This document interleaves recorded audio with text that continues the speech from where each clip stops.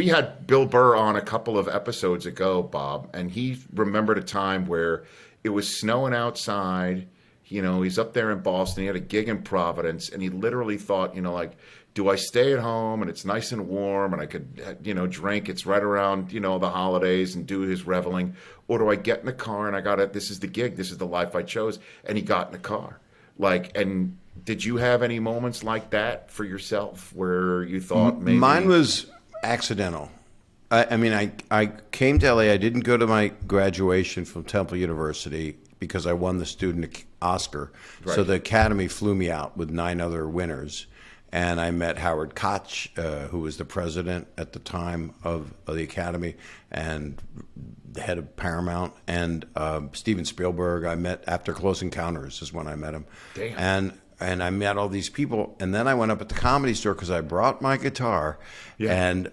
And I would sing While My Guitar Gently Weeps and turn a valve and water would pour out of the guitar. You had to be within the first 2 rows or there's no joke. I mean, it's not a magic act, and props are not well thought of, and music acts are right above mime to some people. Yes. But I wrote good comedy songs, I thought, and it worked out. And the owner of the Comedy Store, Mitzi, said, you shouldn't go to, I was going to go to USC grad school. You shouldn't go to grad school. You should work here. And I went, okay. And then the next night, I got a spot, and Letterman was my first MC.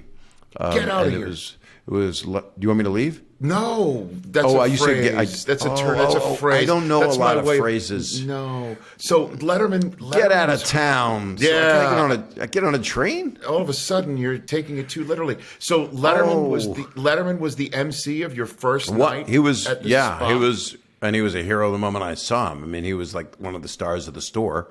And Leno was there, and Michael Keaton and Billy Crystal. All these people were there. And that week, within the first 2 weeks, I met Robin and I met Richard and Williams and Lewis. Those are the people, or Pryor? Richard Pryor and and Robin Williams, and I knew them my whole career. So it's. Yeah, so I literally was like a guy that had weird stuff that I said. I just said weird stuff. I didn't curse a lot, but I did when I was allowed to. You know, when I was on the road, I was like a headliner right away in my early 20s because I was on Make Me Laugh, the show. I remember that show. Sure, of course. Yeah, Bobby Van, right? Bobby Van was the host of that show. I remember that. Sweet guy.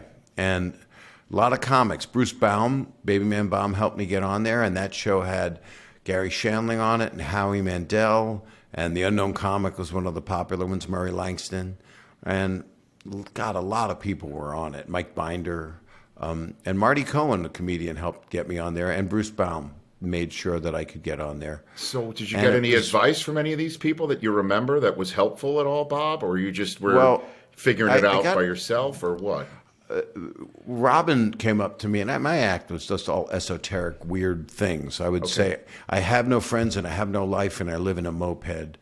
And my mother is Gumby, and my father is Pokey, and I'm Mr. Potato Head. It was all the same rhythm with different words. And Williams came over to me, and I had just gotten off stage. And when people are coming over to you that you know are the ones that are really good, it's a pretty exceptional thing that happened at 22 years old. Mm-hmm. And Robin came over and he went, so your mother is Gumby and your father is Pokey and you're Mr. Potato Head? And I went, yep. He went, okay.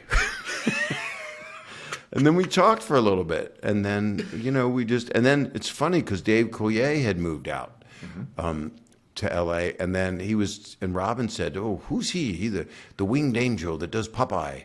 And that was before Robin had just done the sequel to Laugh-In, Laugh-In 2 before Mork and Mindy. And people just know, you know who's good. You could tell. Right. And Robin complimented me by letting me know that he thought I was somebody he wanted to talk to. Right. And then it was just a very interesting time. And then I was there for 8 years, and I ended up emceeing. So, just getting started for me was a very long just getting started. And it always is. I have 7-year phases where I scare people and then I don't anymore. And then people misinterpret me. You grow on people, Bob. You grow on people. So does algae. So does, fungi, mouth sores. There's many things. This is so fascinating to me. We never had this conversation. No, but that's what this is what this pod is all about.